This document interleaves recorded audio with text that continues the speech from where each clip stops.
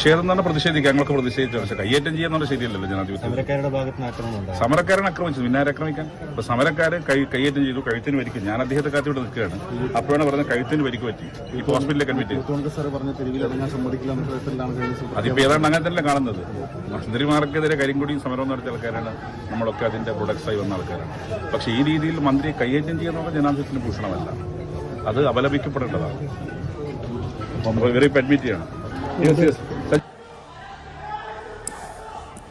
മുഖ്യമന്ത്രി മന്ത്രി വീണ ജോർജിനെ സന്ദർശിക്കാനായി ആശുപത്രിയിലെത്തുന്നതിന്റെ തത്സമയ ദൃശ്യങ്ങളാണ് കാണുന്നത്.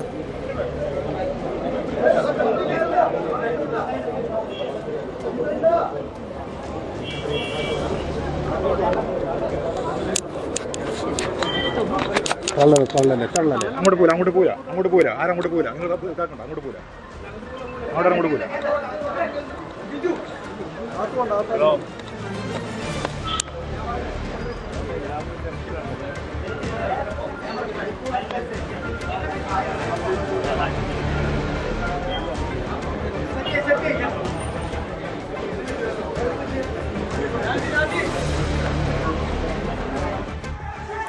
മുഖ്യമന്ത്രി മന്ത്രി വീണ ജോർജിനെ സന്ദർശിക്കാനായി കണ്ണൂരിലെ ആശുപത്രിയിൽ എത്തുന്നതിൻ്റെ തത്സമയ ദൃശ്യങ്ങളാണ്. മുഖ്യമന്ത്രി ആശുപത്രിക്കകത്തേക്ക് കയറി പോയിട്ടുണ്ട്.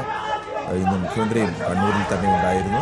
മന്ത്രി വീണ ജോർജും കണ്ണൂരിലായിരുന്നു. തുടക്കം മന്ത്രി വീണ ജോർജിൻ്റെ രാവിലത്തെ സന്ദർശന സമയം മുതൽ തന്നെ കോൺഗ്രസിൻ്റെയും യൂത്ത് കോൺഗ്രസിൻ്റെയും KSUവിൻ്റെയും ഭാഗത്തു നിന്ന് പ്രതിഷേധമുണ്ടായിരുന്നു.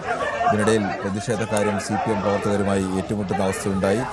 പ്രതിഷേധക്കാർക്ക് യൂത്ത് കോൺഗ്രസ് പ്രവർത്തകർക്ക് മർദ്ദനമേറ്റു. അതിനുശേഷം KSU പ്രവർത്തകരാണ് മന്ത്രി പരിപാടിയെല്ലാം കഴിഞ്ഞ് റെയിൽവേ സ്റ്റേഷനിലേക്ക് എത്തുന്ന സമയത്താണ് പൊടുന്നനെ KSUവിൻ്റെ ചില പ്രവർത്തകർ ചാടി വീണത്. അതിനിടയിലാണ് മന്ത്രിക്ക് പരിക്കേറ്റത്. മന്ത്രിയുടെ കഴുത്തിന് ഗുരുതരമായ പരിക്കാണ് ഏറ്റിരിക്കുന്നതെന്നാണ് CPM കണ്ണൂർ ജില്ലാ സെക്രട്ടറി KK രാഗേഷ് അറിയിച്ചത്. മന്ത്രിയെ ICUവിൽ പ്രവേശിപ്പിച്ചിരിക്കുകയാണ്.